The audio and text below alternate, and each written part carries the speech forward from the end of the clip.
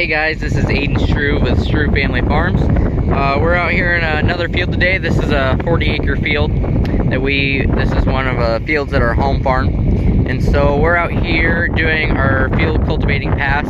This will be our last pass before planting, so we'll be planting corn into this field here in just a few hours. So this field had the same oats, peas cover crop on it, and we got in here, we chopped it, we actually dissed it, and then yesterday, I believe, or the day before, we tilled it with our rotavator. And so it's had several passes on it.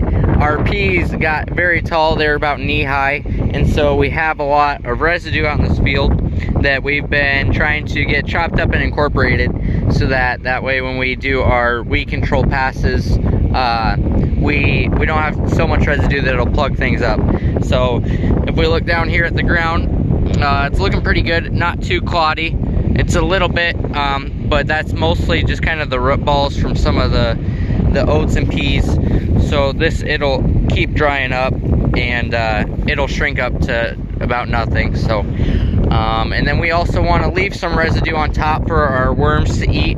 We like to have a lot of microbial activity or with the worms and different things, and so to keep them going, you have to have something in the soil for them to break down. And so our residue, either being on top or incorporated, make sure that we have good activity of that. So we're just running, we got our Will Rich Quad 5 and the John Deere 4840, and so we're out here getting it. The reason we're doing this last pass, some people wonder why we don't just plant behind the tiller, but if we come look over here, the tiller sometimes can leave kind of some stripes. If you see those green spots there, it leaves a little bit of the oats. It doesn't get a clean cut on the bottom.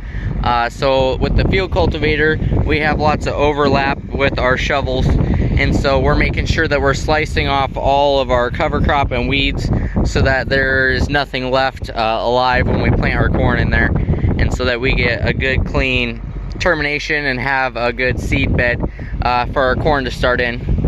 And so yeah, that makes sure that we aren't trying to fight against ourselves. If we have some of our cover crop left, we want that to be terminated so that it'll break down into the soil and release the nutrients that it's been tying up. So this is what we're out here doing today. I'll try to do some more videos of our different weed control passes and maybe planting. So thanks guys. Okay guys, we're back. We're in the tractor. I just wanted to give you a quick view from the tractor of how everything looks running. We're running about 6 miles an hour, and we're only going about 2.5 inches deep. We're trying to stay out of our moisture, because we don't want to, if we go too deep, then we'll get the moisture that's underneath in the ground brought up to the top, and it'll dry the ground out more than we want it to. So we're just running above the moisture, just making sure that we stir the top up. That way when we plant the corn, the ground's not too dry and it has the moisture there it needs to get going. So you can kind of see the dirt movement of the sweeps. It's throwing it pretty good because we got enough speed, but we're not going too deep, just deep enough to get everything cut off. It's pretty much aggressive harrowing is what it is. It's just getting things leveled up and then making sure the shovels are cutting out any weeds or cover crop. So this is what we're out here doing today, guys. Thank you.